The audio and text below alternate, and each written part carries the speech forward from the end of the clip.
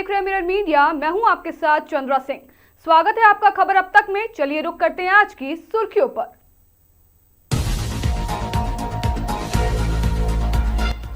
My Bharat द्वारा हजारीबाग में सरदार eight 150 unity मार्च का आयोजन। सांसद मनीष जायसवाल और विधायक प्रदीप प्रसाद और नेतृत्व में उमड़ा जन सैलाब।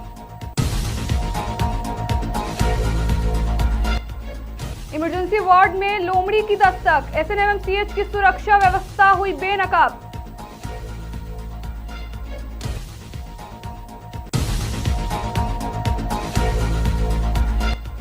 साहिबगंज जलेबिया घाटी में सीमेंट लदा ट्रक पलटा। खलासी ने कूदकर बचाई जान।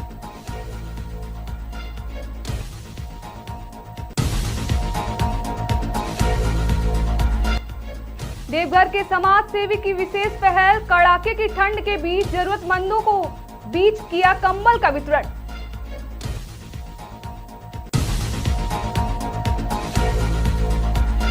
सीएम योगी ने भरा एसआईआर फॉर्म। सोशल मीडिया पर तस्वीरें साझा कर लोगों से सशक्त लोकतंत्र की नींव रखने की अपील।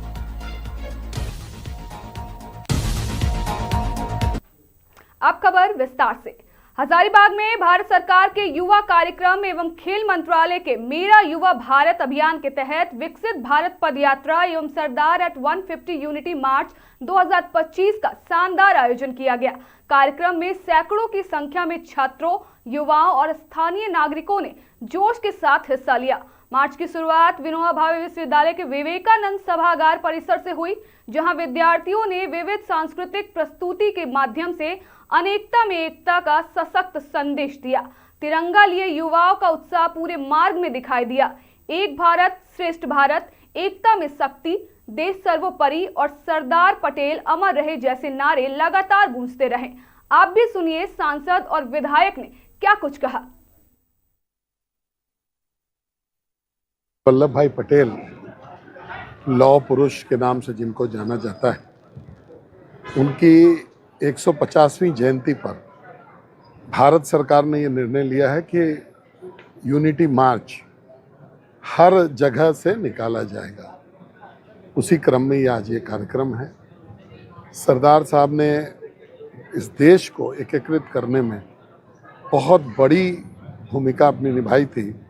देखिए, एक भारत श्रेष्ठ भारत के लिए ये कार्यक्रम किया जा रहा है और जिस महापुरुष के नाम पे और जिनके 150वीं जयंती के लिए ये आयोजन किया जा रहा है, उनके नाम से ही काफ़ी है कि एक उनका नाम लेने से हम लोग में एकता आ जाता है और आने वाली पीढ़ियों को ये महसूस होता है कि हमें एक होकर रहना है। यूनिटी जो उनका संदेश था, तो अगर हम एक होकर रहेंगे तो विकसित भारत का जो हमारा सपना है वो निश्चित तौर पे पूरा। धनबाद में इन दिनों जंगली जानवरों का पब्लिक क्षेत्रों में दिखाई देना आम होता जा रहा है। कभी शॉपिंग मॉल में बंदरों का आतंक तो लोगों को परेशान करता है, तो कभी अस्पताल जैसे संवेदनशील स्थानों पर वन्य जीवों की आवाजाही सुरक्षा व्यवस्था पर गंभीर सवाल उठा रही है। सोमवार रात एसएनएमसीएच धनबाद की एसआईसीयू वार्ड में अचानक एक लोमड़ी के घुस आने से अफरा तफरी का माहौल बन गया। वार्ड में मौजूद मरीजों और उनके परिजनों में डर फैल गया। सभी लोग अपनी अपनी जगहों पर स्थिर हो गए ताकि कोई अप्रिय घटना ना हो। उसी दौरान वार्ड में मौजूद नर्स ने सतर्कता दिखाते हुए तुरंत वार्ड की बत्तियां बुझा दी, जिससे लोमड़ी शांत रहे और किसी पर हमला ना करे। यह सतर्कता एक बड़ी दुर्घटना को होने से बचाई गई। चूंकि लोमड़ी किसी पर भी अचानक हमला कर सकता था, इसलिए स्थिति बेहद जोखिमपूर्ण थी। अस्पताल के एसआईसीयू जैसे अति नाजुक वार्ड में इस तरह का जंगली जानवर घुस आना अस्पताल की सुरक्षा व्यवस्था और सतर्कता में गंभीर लापरवाही को उजागर करता है। मरीजों की जान जहां पहले ही संकट में होती है, वहां वन्य जीवों का प्रवेश प्रशासन की तैयारियों पर प्रश्न चिन्ह लगा रहा है।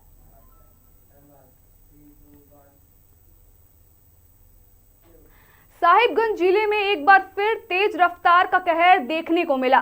ताजा मामला जिले के जलेबिया घाटी से सामने आया है, जहां बोरियों से साहिबगंज की ओर जा रही सीमेंट से लदा ट्रक अचानक अनियंत्रित होकर पलट गया। घटना सुबह लगभग 4 से 5 बजे के बीच की बताई जा रही है।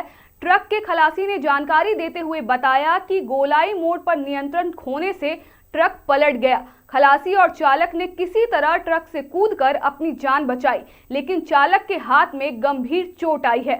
मौके पर मौजूद लोगों ने चालक को प्राथमिक उपचार के लिए अस्पताल भेजा। वहीं खलासी ने जिला परिवहन विभाग से हर खतरनाक मोड़ पर इंडिकेटर बोर्ड लगाए जाने और गोलाई मोड़ की चौड़ाई बढ़ाने की मांग की है, ताकि ऐसी दुर्घटनाओं पर रोक लग सके। हम लोग आ रहे थे वेस्ट बंगाल पानागढ़, आ रहे थे साहिबगंज पे माल लेके। तो सुबह के टाइम हुआ है, वही 5 बजे के करीब। गाड़ी में क्या लोड था? Cement load. मैंने यहाँ तो पूरा बैरिकेटिंग वगैरह सब चीज़ किया हुआ है, लेकिन आप लोग जो है मैंने यहाँ गाड़ी को जो है पलटी कर दी है। कैसे हो गया है? मैंने इस तरह नियंत्रित कैसे हो गया? नियंत्रण मतलब पूरा ढलान पड़ता है तो, और एक ही बार में टर्निंग पड़ जाता है। एक ही बार में टर्निंग पड़ जाता है? हाँ, टर्निंग का क्योंकि पूरा ढलान आता है, लगता है कि रोड सीधा ही है। और सुबह के टाइम थोड़ा धुंधला था ही, कुआसा था ही, तो टर्निंग एक ही बार में अचानक टर्निंग आ गया। अच्छा। और अचानक टर्निंग आने से गाड़ी का तो स्पीड कंट्रोल तो होता ही नहीं है। पीछे से पूरा खाई उतर के आते हैं तो चक्का गर्म होता है, तो ब्रेक कम लगता है, गाड़ी का स्पीड होता नहीं है, और टर्निंग भी थे, इसीलिए। देवघर शहर के जाने माने समाजसेवी और मेयर पद के मजबूत दावेदार सूरज झा एक बार फिर अपनी मानवीय पहल से सुर्खियों में है। गर्मी में वाटर सपोर्ट कैंप चलाकर हजारों प्यासे लोगों को पानी उपलब्ध कराने के बाद अब उन्होंने सर्दी की शुरुआत में जरूरतमंद परिवारों के बीच कंबल वितरण अभियान शुरू किया है। शहर के विभिन्न वार्डों में जाकर सूरज झा ने स्वयं गरीबों को कंबल सौंपे। उनके इस प्रयास से ठंड से परेशान लोगों को राहत मिली। स्थानीय लोगों का कहना है कि सूरज झा समय समय पर बिना किसी स्वार्थ के समाज सेवा करते रहते हैं और हर संकट में आम जनता के साथ खड़े रहते हैं। देवघर से देखिए हमारी खास रिपोर्ट। नमस्कार, जोहार, मैं दिवाकर कुमार और आप देख रहे हैं मिरर मीडिया। हमारे साथ बातचीत करने के लिए एक देवघर के समाज सेवी और मेयर पद के मजबूत दावेदार सूरज झा जी जुड़े हुए हैं। तो चलिए इनसे जानते हैं कि आज इन्होंने कंबल वितरण किया और पहले भी इन्होंने कंबल वितरण किया और गरीबों को, ज़रूरतमंद को कंबल वितरण कर रहे हैं और ये वाटरमैन के नाम से भी जाने जाते हैं। तो सबसे पहला सवाल है सर कि वाटरमैन नाम आपका कैसे लोग मतलब कहने लगे और जुड़ा? देखिए, हमारा सेवा लगातार 15 सालों से, खासकर ड्राई जोन एरिया, निगम क्षेत्र के जो ड्राई जोन एरिया है, जहाँ पीने की पानी की किल्लत थी, वहाँ हमारी गाड़ी एक कॉल पर प्रत्येक दिन एक रूटीन बन गया था। उसी रूटीन के तहत हर वार्ड में हर लोगों के दरवाजे तक जाता था। तो इसी तरह हमको लोगों ने वाटरमैन के नाम से उपाधि दे दिया। समाज सेवा की प्रेरणा आपको कहाँ से मिली? देखिए, समाज सेवा की प्रेरणा तो हमारे बाबूजी शुरू से समाज सेवा करते थे और हमारे ब्लड में ही समाज सेवा की भावना है। और हम लोगों से अपील करेंगे, अगर किन्हीं के पास भगवान की कृपा से पैसा है तो उसका सही उपयोग समाज सेवा ही है। आप मेयर प्रत्याशी भी हैं और देवघर में ऐसी क्या मुद्दा है अगर आप मेयर बन जाते हैं तो उसका जो है समाधान करेंगे? देखिए, देवघर नगर निगम में, खासकर शहरी क्षेत्र में, ये बाबा भोलेनाथ की नगरी होने के कारण ये काफ़ी महत्वपूर्ण है। तो यहाँ बहुत सारी समस्या है। जैसे सबसे पहले तो बिजली की समस्या है, लाइट की समस्या है। श्रद्धालु लोग आते हैं, अगर लाइन कट जाता है तो अंधेरा हो जाता है। तो मैं पूरे निगम क्षेत्र में सोलर लाइट से जगमगा दूंगा। दूसरी समस्या है साफ़ सफाई की। देश विदेश से जो श्रद्धालु लोग आते हैं, हमारे राज्य की बदनामी लेकर जाते हैं। सबसे पहले मैं जो भी मंदिर के आसपास या शहर को पूर्ण साफ़ सफाई कराऊँगा। राजनीतिक और समाज सेवा को आप कैसे देखते हैं? देखिए, राजनीति अलग चीज़ है, समाज सेवा अलग चीज़ है। समाज सेवा जो है दिल से होता है, लोगों के प्रति आपका श्रद्धा है और गरीब पिछड़ों के प्रति आपका श्रद्धा है, तभी आप सेवा कर सकते हैं।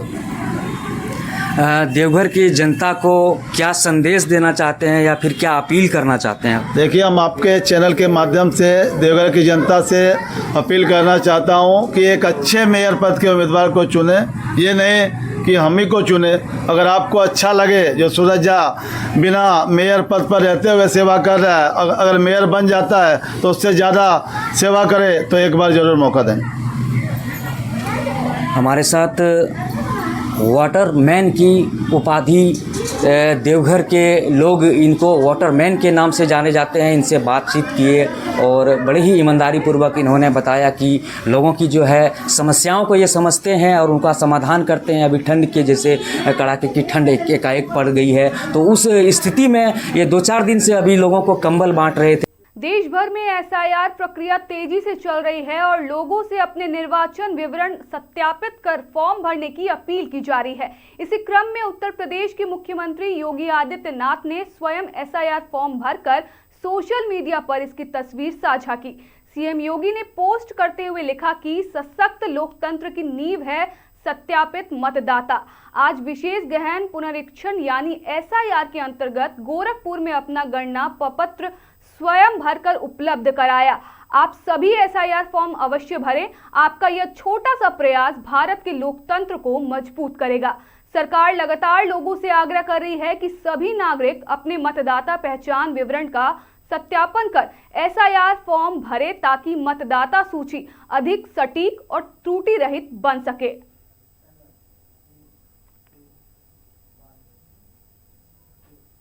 हजारीबाग जिले में साइबर अपराधियों ने डिजिटल अरेस्ट का नया तरीका अपनाकर बड़ासी गांव के एक किनारा दुकानदार से 42,000 रुपए ठग लिए। आरोपियों ने 75 लाख रुपए दिलाने का लालच देकर व्हाट्सएप के जरिए उसे अपनी जाल में फंसाया और किस्तों में पैसा जमा करा लिया। ठगी तब बढ़ी जब दुकानदार ने आगे पैसे भेजने से इनकार किया।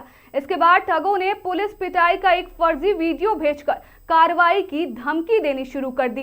घबराकर दुकानदार ने मुफस्सिल थाना में शिकायत की, जिसके बाद पूरा मामला साइबर ठगी के रूप में दर्ज किया गया।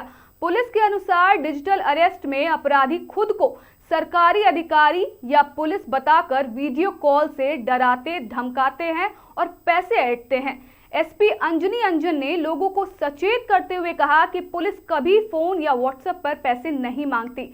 संदिग्ध कॉल, मैसेज या धमकी मिलने पर तुरंत पुलिस या साइबर हेल्पलाइन 1930 पर संपर्क करने की अपील की गई है।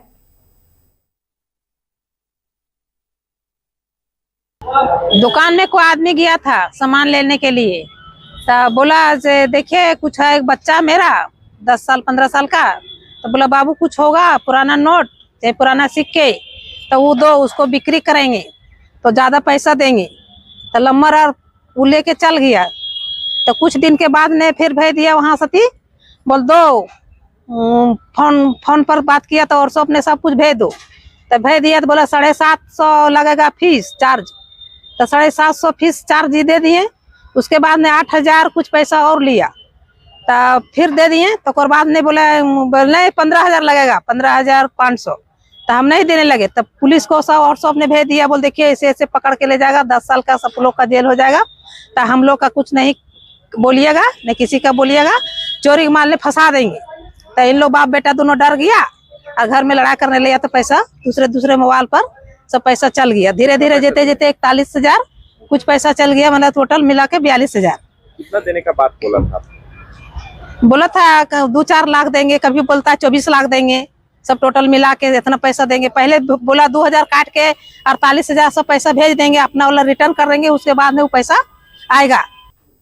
मंगलवार तड़के कलना कटवा एसटीके के रोड पर नादान घाट थाना क्षेत्र के समुद्रगढ़ रेल बाजार में एक दर्दनाक सड़क हादसा हुआ। एक कार की चपेट में आने से बेघर महिला की मौके पर ही मौत हो गई। स्थानीय लोगों के मुताबिक महिला रोज भीख मांगकर अपना गुजारा करती थी। घटनास्थल से उसके थैले में कुछ पैसे भी मिले हैं। हादसे के बाद सड़क पर थोड़ी देर के लिए यातायात बाधित रहा। सूचना मिलने पर नादान घाट थाना पुलिस मौके पर पहुंची, सबको कब्जे में लिया और सड़क पर पड़े अवशेषों को हटाकर यातायात सामान्य कराया। पुलिस वाहन और चालक की तलाश में जुट गई है। राजमहल विधानसभा क्षेत्र के विधायक मोहम्मद ताजुद्दीन उर्फ एमटी राजा ने साहिबगंज प्रखंड में ग्रामीण कार्य विभाग से स्वीकृत 2.42 करोड़ रुपए की लागत से बनने वाली सड़क निर्माण योजना का शिलान्यास किया। सड़क निर्माण कार्य हाजीपुर पश्चिम के भोलिया टोला स्थित NH 80 से मारगंज पुल तक कराया जाएगा। मौके पर मौजूद सहायक अभियंता ने बताया कि सड़क निर्माण पूरा होने से स्थानीय लोगों की आवागमन सुविधा बेहतर होगी और आसपास के इलाकों को जोड़ने में भी आसानी होगी। विधायक एमटी राजा ने कहा कि ग्रामीण क्षेत्रों में सड़कों को दुरुस्त करना उनकी सर्वोच्च प्राथमिकता है। सड़कें मजबूत होंगी तो क्षेत्र का विकास स्वतः गति पकड़ेगा एवं अन्य योजनाओं को भी जल्द धरातल पर उतारे जाएंगे और विद्यालय की समस्या का भी निष्पादन जल्द होगा।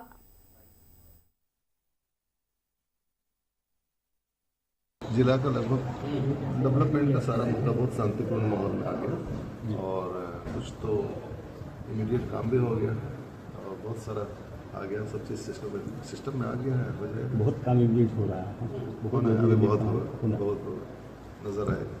लालवतनी हाई स्कूल का क्या मामला? लालवतनी हाई स्कूल का मामला आया, इमीडिएट शिक्षा विभाग को बुला के बैठा के उनको आदेश भी दे दिया गया कि इमीडिएट वहाँ पे जो भी 8 तक है उसको इमीडिएट टेंथ करें, फिर आगे बिल्डिंग ये वो सब जी।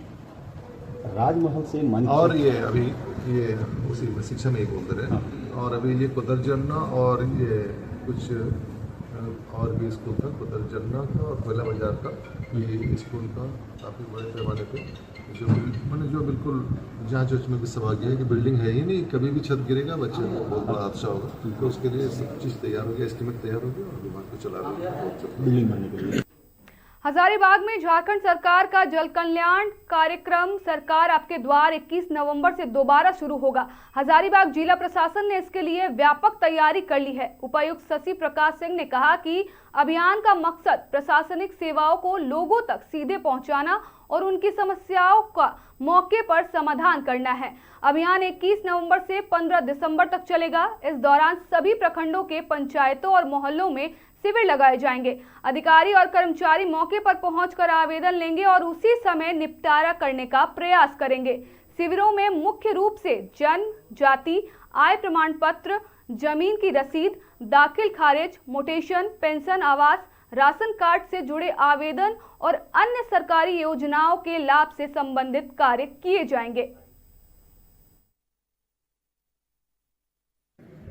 जैसा कि आप जान रहे हैं कि आपकी सरकार आपके द्वार हर वर्ष जो है वो झारखंड में सर्विस एट डोर स्टेप के तहत में चलाई जाती है। इस वर्ष भी हम लोग 21 नवंबर से लेकर के 15 दिसंबर तक विभिन्न पंचायतों में और विभिन्न वार्डों में जो है शहरी क्षेत्र और ग्रामीण क्षेत्रों में हम लोग कैंप्स का ऑर्गेनाइजेशन कर रहे हैं और उसमें जितने भी पब्लिक बिल्डिंग्स हैं वहाँ पे हम लोग कैंप्स को ऑर्गेनाइज करेंगे और वहाँ पे जितनी भी सरकारी योजनाएं हैं, चाहे वो सप्लाई डिपार्टमेंट का हो या फिर ग्रामीण विकास हो या फिर पंचायती राज की डिपार्टमेंट्स के योजनाएं हैं, वो सभी योजनाओं से हम लोग आच्छादित करेंगे।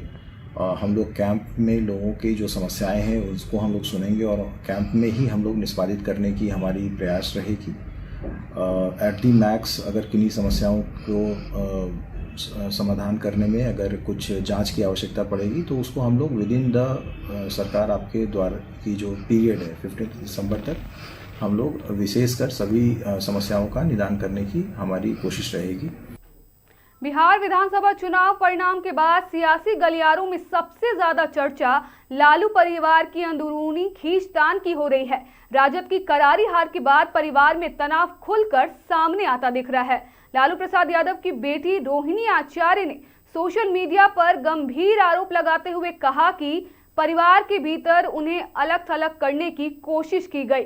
उनके आरोपों में संजय यादव और रमीज का नाम सामने आ रहा है, जिससे पार्टी के भीतर नई बहस छिड़ गई है। इसी बीच तेज प्रताप यादव अपनी बहन रोहिणी के समर्थन में खुलकर सामने आए हैं। उन्होंने तीखा ट्वीट करते हुए लिखा, हम किसी भी हालत में अपनी बहन का अपमान बर्दाश्त नहीं करेंगे। जयचंदों को इस दुर्व्यवहार का परिणाम जरूर चुकाना पड़ेगा। हमारी रोहिणी दीदी के साथ जो व्यवहार हुआ उसने दिल को झकझोर दिया है। मेरे साथ जो हुआ सह गया, लेकिन दीदी के साथ हुआ अपमान असहनीय है। सुन लो जयचंदो, परिवार पर वार करोगे तो बिहार की जनता तुम्हें माफ नहीं करेगी। तेज प्रताप के इस बयान के बाद राजद के भीतर खेमाबंदी और तेज हो गई है। पार्टी की हार के बाद जिस प्रकार से परिवार के सदस्यों के बीच आरोप प्रत्यारोप सामने आ रहे हैं, उससे यह साफ हो गया है कि राजद की अंदरूनी राजनीति उबाल पर है। अब देखना यह होगा कि आने वाले दिनों में राजद नेतृत्व क्या नया फैसला लेता है और इस विवाद का बिहार की राजनीति पर क्या प्रभाव पड़ेगा। पार्टी के लिए यह संकट का समय है, क्योंकि चुनावी हार के बाद संगठन को संभालने के बजाय परिवार में ही नई दरारें उभरती दिखाई दे रही है। फिलहाल के लिए इतना ही। बाकी तमाम खबरों के लिए देखते रहें मिरर मीडिया।